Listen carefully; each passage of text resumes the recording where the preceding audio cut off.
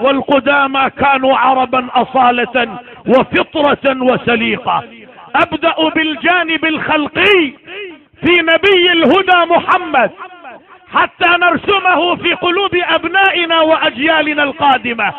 أيها الأحبة، لما نقبنا التاريخ ما رأينا أحدا من الشعراء والأدباء استطاع أن يرسم لنا صورة المصطفى كما رسمته البدوية في الصحراء أبدا. نقب التاريخ. لماذا؟ لأمرين.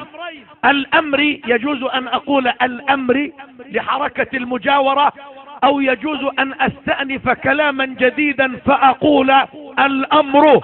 الأمر الأول، إن النبي فيه صفتان: صفة جلال وصفة جمال، بخلاف جمال يوسف، فيوسف نال شطر الجمال، ولكن الجمال كله ما حازه إلا سيد الوجود محمد.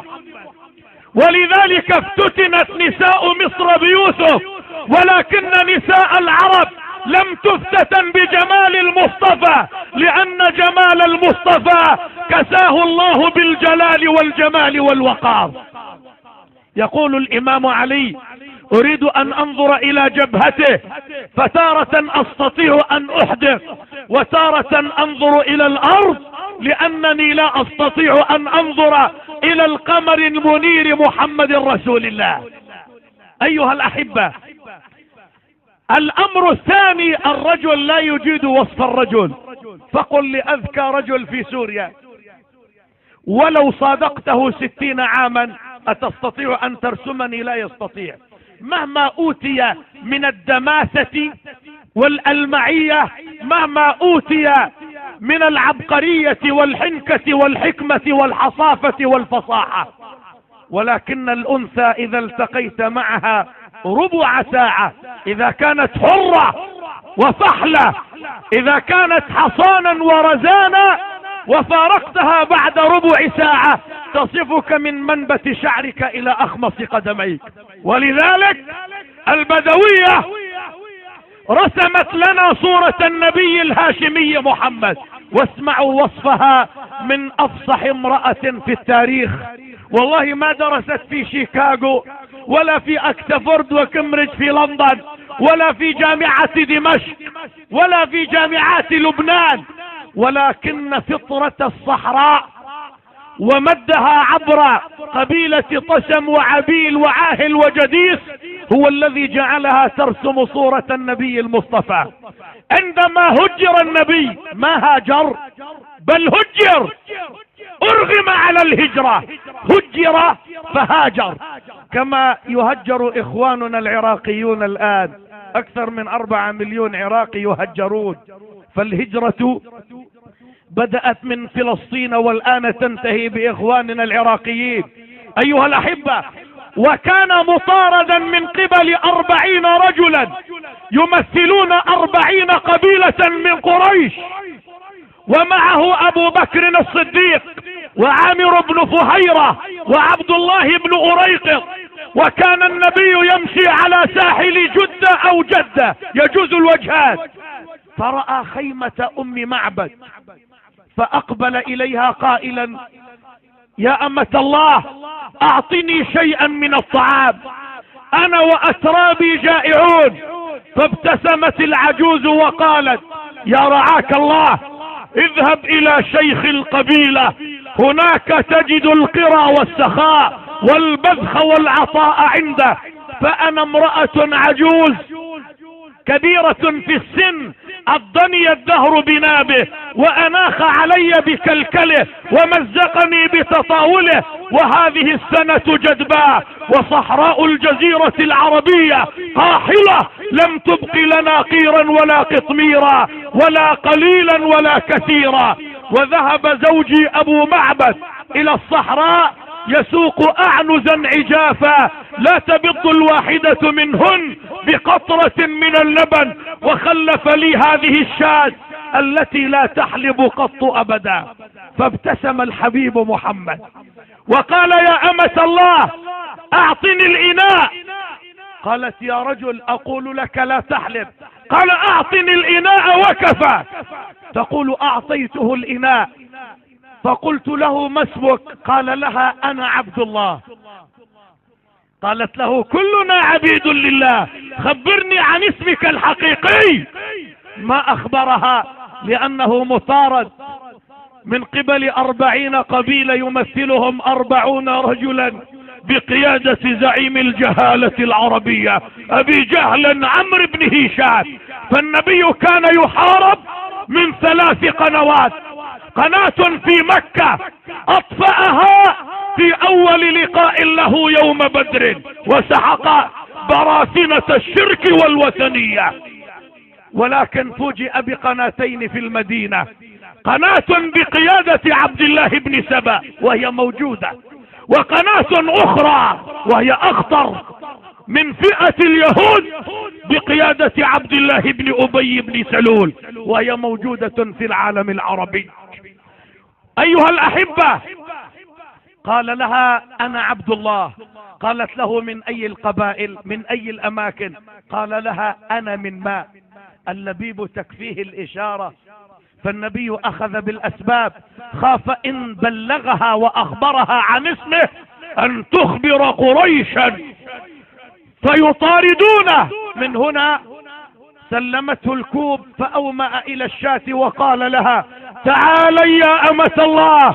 فجاءت الشاة تشم قدميه الشريفتين، وضع المصطفى يده على ضرتها وقال بسم الله، فامتلأ ضرع الشاة حليبا.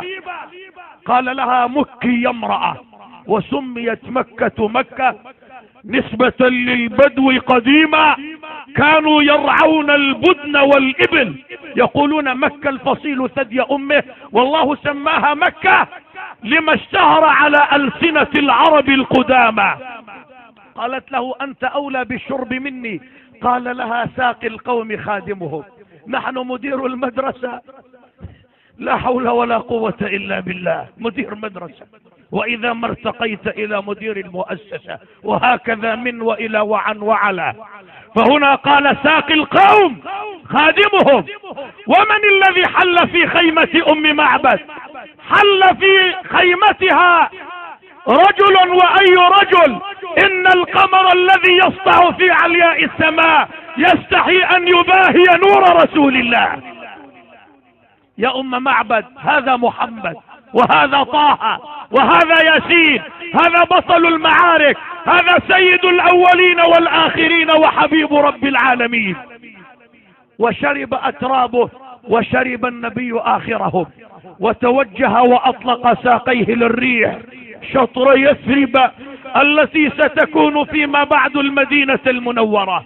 عند المساء أقبل أبو معبد من رعي مر في سنة قاحلة. قال لها يا امرأة تركتك مصفرة الشدقين، أرى شدقيك منورين وأرى حليبا ولا حلوب عندنا. فهزت العربية رأسها وقالت يا أبا معبد أولا تعلم من الذي مر في خيمتنا؟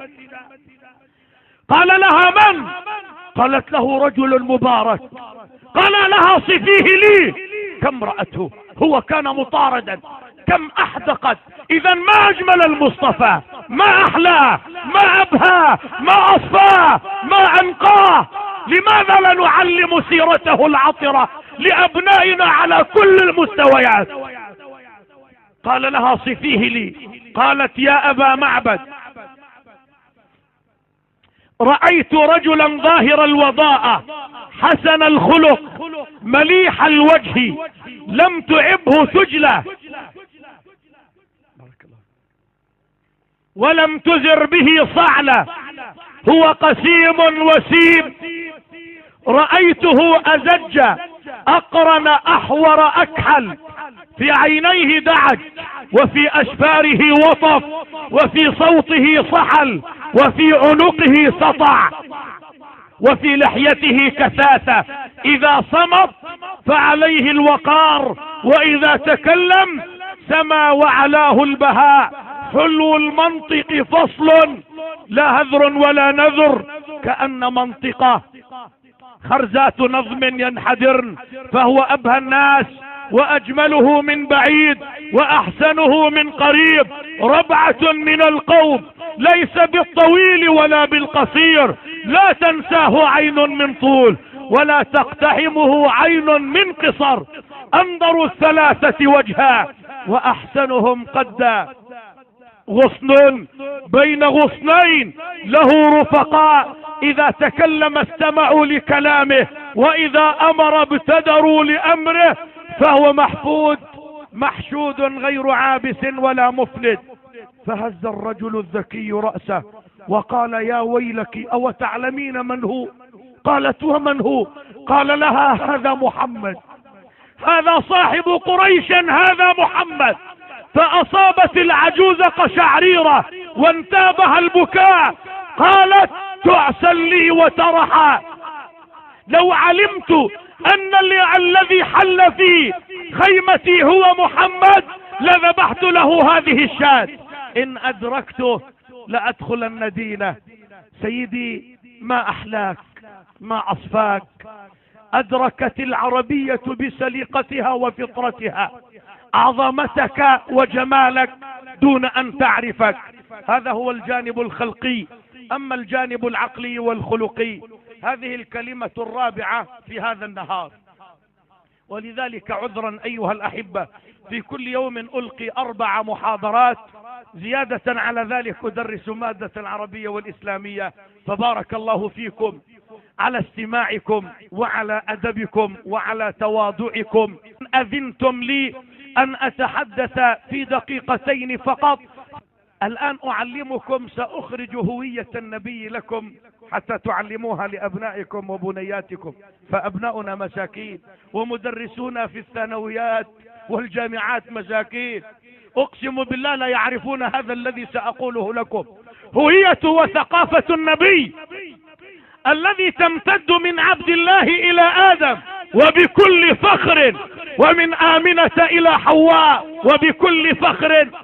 قولوا لأبنائكم هذا محمد، يوم وصفه العربي وقال هذا محمد ابن عبد الله ابن عبد المطلب ابن هاشم ابن عبد مناف ابن قصي ابن حكيم ابن مرة ابن كعب ابن لؤي ابن غالب ابن فهر ابن مالك ابن النضر ابن كنانة ابن خزيمة ابن مدركة ابن إلياس ابن مضر ابن نزار ابن معد ابن عدنان ابن إسماعيل ابن إبراهيم ابن تاريخ ابن شالخ ابن عابرة ابن فالغ ابن ناحورة ابن يعرب ابن قحطان ابن سميدع ابن عادية ابن مضاد ابن عمري ابن أرفخشيد ابن سام ابن نوح ابن إدريس ابن شيث ابن آدم.